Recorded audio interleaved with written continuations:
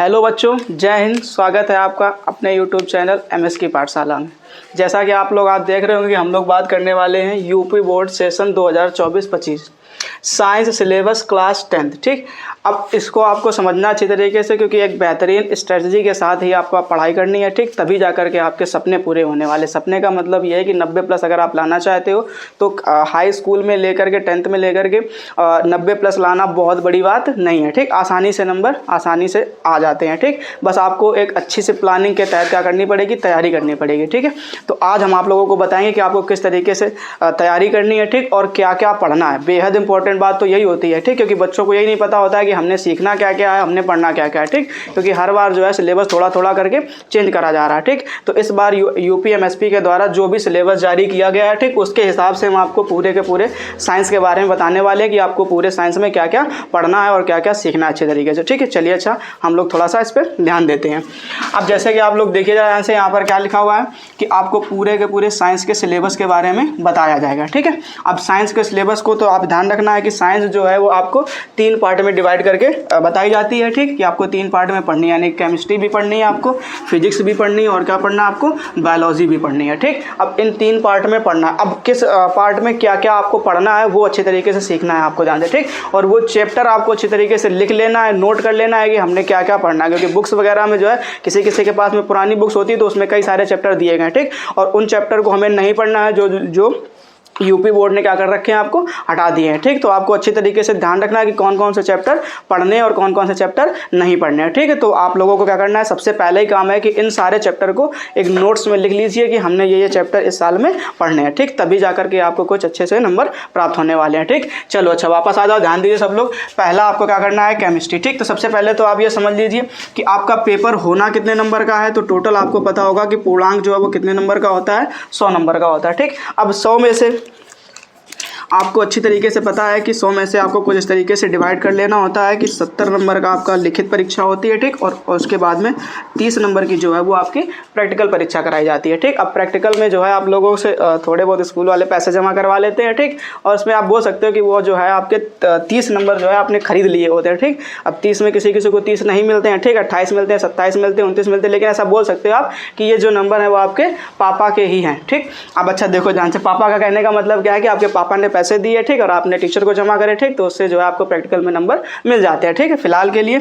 अब बाकी जो काम है वो किस में है, 70 नंबर में। ठीक, अब इस 70 नंबर से क्या करनी है, फाइट करनी है। ठीक, अब इस 70 नंबर में जैसे ही आप फाइट करोगे तो वो फाइट पे आपको क्या करना है, ध्यान देना है कि किस तरीके से हमने क्या करनी है, फाइट करनी है। अब फाइट करने से मतलब ये है कि हमें लड़ाई नहीं करनी है। ठीक, ये समझ लो ध्यान से, हमें करनी है तैयारी। ठीक, और अच्छी तैयारी तब कर पाओगे जब आपके पास में एक अच्छी सी प्लानिंग होगी, एक अच्छा सा प्लान होगा। ठीक, क्योंकि आने वाले समय में जो है आपको कितना सीखना है, क्या पढ़ना है, यही सबसे इंपॉर्टेंट बात होती है। क्योंकि पढ़ने के लिए बहुत कुछ है।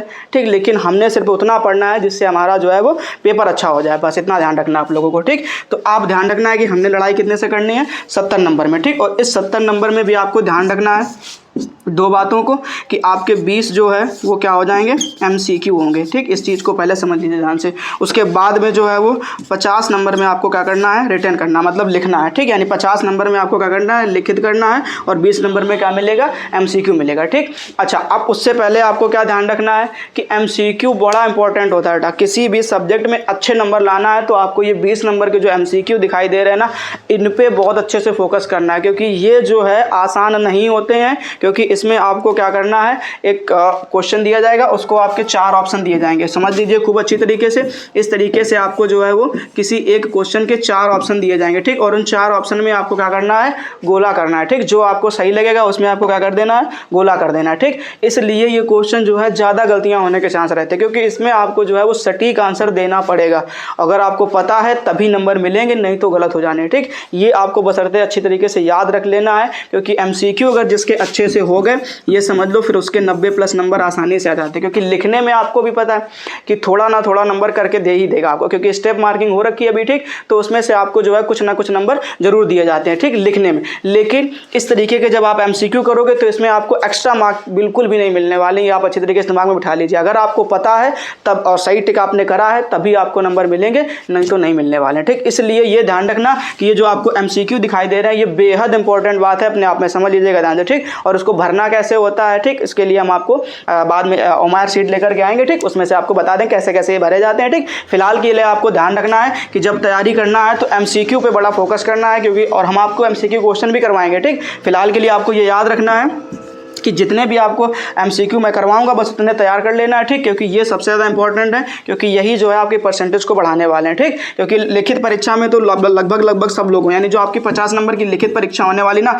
इसमें लगभग आराम से आप लोग जो है 40-45 नंबर का करके आ जाओगे, कोई दिक्कत नहीं होने वाली, ठीक। दिक्कत बस यहाँ पे बच्चों को होती है, लगता है कि कठिन पेपर हो रखा है ना, और लगता है कि सरल। अब कुछ लोग बोलते हैं यार एमसीक्यू आ गया तो बड़ा सरल हो गया, लेकिन नहीं, एमसीक्यू आने से थोड़ी सी कठिनाई बढ़ गई, क्योंकि पहले हम लिखते थे थोड़ा बहुत ना, तो उससे जो है हमारा काम चल जाता था, थोड़े बहुत नंबर में जाते थे।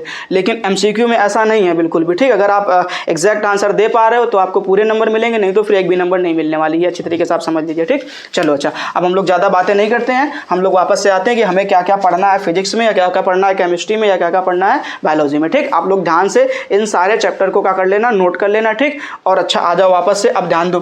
तो सबसे पहले आपको क्या करना है, केमिस्ट्री में पढ़ना है, ठीक। और केमिस्ट्री पहले तो ये समझ दो कि केमिस्ट्री से टोटल आपके पेपर में पूछा कितने जाएगा, तो ये ध्यान रखना है केमिस्ट्री से आपके पेपर में 20 नंबर का ही आएगा, ठीक। उसके बाद में इसमें ध्यान देना है फिजिक्स में, तो फिजिक्स जो है वो कितने नंबर से आने वाली है, 25 नंबर से, ठीक। और यहाँ पर भी कितने नंबर का हो जाएगा, 25 नंबर का हो जाएगा, ठीक। अब इन्हीं 25 नंबर में या इन 20 नंबर में आपके एमसीक्यू भी शामिल होंगे, ठीक। और हम आपसे बात करते हैं एमसीक्यू कैसे कैसे आने वाले, ठीक। तो ध्यान रखना, अगर एमसीक्यू की बात करें तो एमसीक्यू जो है वो इन केमिस्ट्री में से अगर हम बात करें तो केमिस्ट्री में से 6 पूछे जाते हैं, ठीक। और अगर हम बात करें फिजिक्स में से तो फिजिक्स में से आपके पूछे जाएंगे 7, ठीक। और ऐसे अगर हम बात करें आपसे बायोलॉजी में तो बायोलॉजी में भी कितने पूछे जाएंगे, 7, ठीक। ये नंबर बदल भी सकते हैं, ऐसा नहीं है कि बिल्कुल से कि नहीं इसमें सटीक एकदम 7 ही नंबर का आएगा, या इसमें 7 नंबर का ही आएगा, या इसमें से 6 नंबर का, ठीक। 1-2 नंबर इधर उधर हो भी जाएंगे, ठीक। लेकिन ऐसे ही रेशो चलता है कि इससे 6 पूछे जाते हैं, इससे 7 पूछे जाते हैं, और इससे 7 पूछे जाते हैं, ठीक। इस तरीके से 20 नंबर जो है आपके एमसीक्यू के हो जाते हैं, ठीक। बाकी 50 नंबर जो है वो क्या हो जाएगा,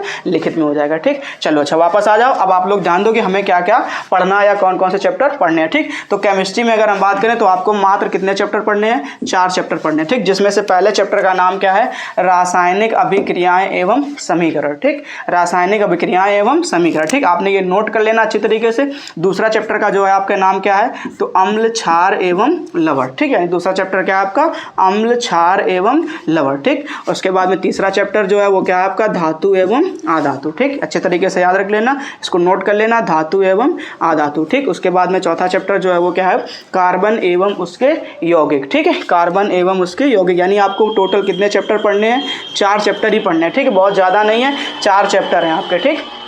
अच्छा, अब देखो जरा फिजिक्स में, तो फिजिक्स में आपको कितने पढ़ने हैं, टोटल 5 चैप्टर पढ़ने हैं, ठीक। पहले चैप्टर का नाम क्या है, प्रकाश का परावर्तन एवं अपवर्तन, ठीक। बेहद इजी चैप्टर है, ठीक। उसके बाद में क्या लिखा हुआ है, दूसरा चैप्टर का नाम क्या है, मानव नेत्र तथा रंग बिरंगा संसार, यानी हमें क्या करना है, मानव नेत्र, ठीक। यानी जो हम लोगों की आंखें हैं, ठीक, उनको पढ़ना है, और जो संसार वो कैसा रंग बिरंगा है, ठीक, उसके बारे में थोड़ी सी जानकारी करनी है, ठीक। उसके बाद में देखो जरा तीसरा चैप्टर का नाम क्या है आपका, विद्युत, ठीक है। अब इस विद्युत में आपको पढ़ना है, ठीक। इसके ही थोड़ा सा आगे रिलेटेड दिया गया अगला चैप्टर, चौथे चैप्टर का नाम क्या है, विद्युत धारा के चुंबकीय प्रभाव, ठीक। यानी जो मैग्नेटिक इफेक्ट होने वाले हैं वो आपको थोड़े से पढ़ने हैं इसमें, ठीक। यानी कि विद्युत धारा के चुंबकीय प्रभाव, ठीक। और लास्ट चैप्टर जो है 5वां चैप्टर वो क्या है, हमारा पर्यावरण, ठीक। इस लास्ट चैप्टर से बहुत कुछ पेपर में पूछा नहीं जाता है, ठीक है। 1-2 नंबर का आ जाए तो आ जाए, ठीक। बाकी ज़्यादा कुछ खास नहीं आता है, ठीक। लेकिन अगर हमारे सिलेबस में है तो हमने इसको भी सीखना अच्छी तरीके से, ठीक। क्योंकि पेपर जो है वो किसी भी तरीके से आ सकता है, ठीक। बड़ी बात नहीं है, ठीक। अच्छा, अब आ जाओ, अब आपको क्या करना है, बायोलॉजी, ठीक। तो बायोलॉजी में आपको कितने पढ़ने हैं, टोटल 4 चैप्टर पढ़ने हैं, ठीक है। तो देख लीजिए जरा ध्यान से।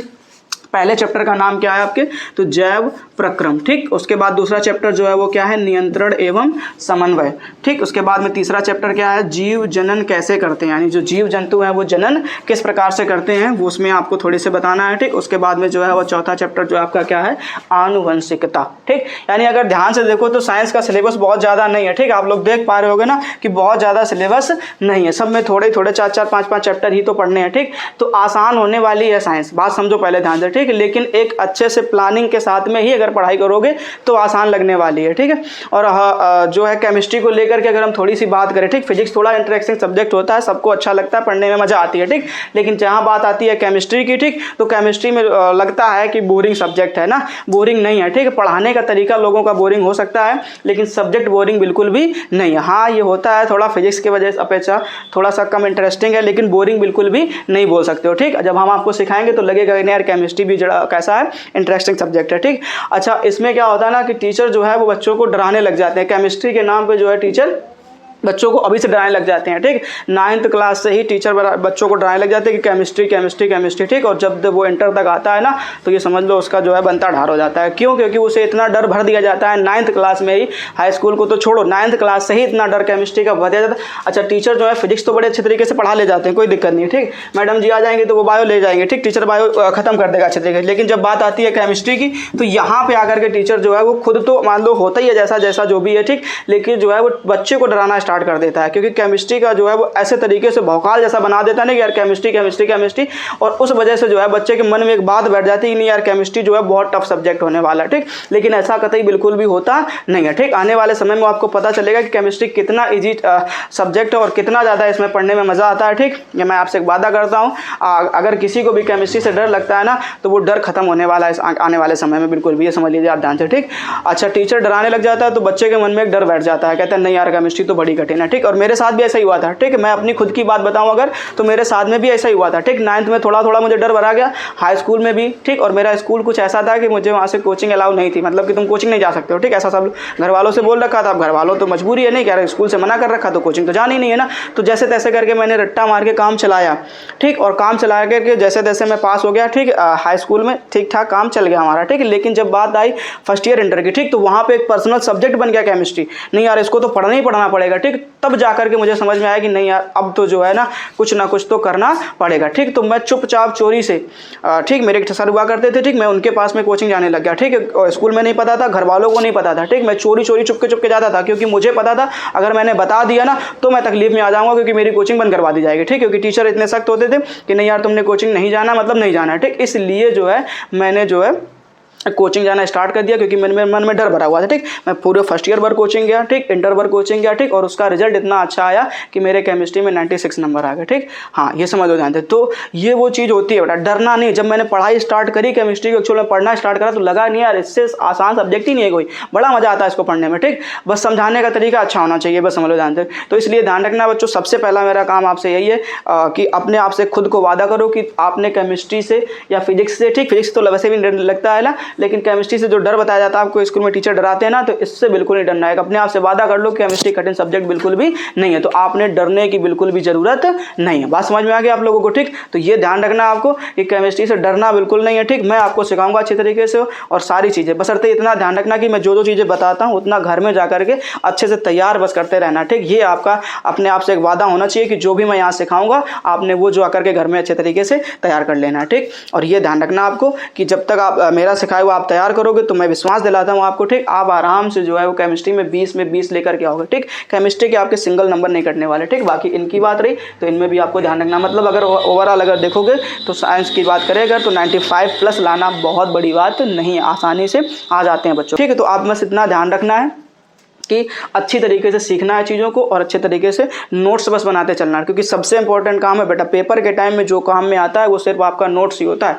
उस समय कुछ भी काम में नहीं आता। ठीक, ये चीज़ ध्यान रख लेना। आपके जो बेहतरीन नोट्स होने वाले हैं ना वही आपके पेपर के एग्जाम के टाइम में रिविजन के समय में काम में आते हैं। तो ये चीज़ ध्यान रखना आपको, जितना भी मैं यहाँ सिखाऊंगा उतना आपको रोज़ के रोज़ नोट्स बनाते जाना है। ठीक, और उनको अच्छे तरीके से रिविजन करते जाना। ठीक, और डरना तो बिल्कुल भी नहीं है, पढ़ाई के नाम से डरते बिल्कुल भी नहीं है, ये बात अपने आप में अच्छी तरीके से दिमाग में बैठा लीजिए। ठीक, चलो अच्छा, आज आप लोगों को जितना भी चीज़ें सिखाएगी इतना नोट कर लीजिएगा। ठीक, आने वाले वीडियो में हम क्या करेंगे, केमिस्ट्री स्टार्ट करेंगे। सबसे पहले क्या पढ़ेंगे अपन, केमिस्ट्री पढ़ेंगे, क्योंकि मुझे इसी का डर खत्म करना है। सीधी बात यहाँ पर ये है। ठीक है, फिजिक्स तो आसान है, आराम से कर ले जाओगे, बायो आसान है, कर ले जाओगे। चलिए अच्छा, अब आप लोग ध्यान दीजिए, ये सबको क्या कर लेना, नोट्स बना लेना, अच्छी तरीके से नोट कर लेना। ठीक, और जितना जितना मैंने बताया इन सारे चैप्टर को अच्छे से लिख लेना अपनी अपनी कॉपी में। ठीक, और उसी को आपको क्या करना है, पढ़ना जा करके। ठीक, और जैसा जैसा मैं बताता हूँ तो वैसा वैसा करते जाना है, आप अच्छे तरीके से जो है नंबर ला पाओगे। ठीक, चलिए अच्छा, मिलते हैं नेक्स्ट वीडियो में। जय हिंद।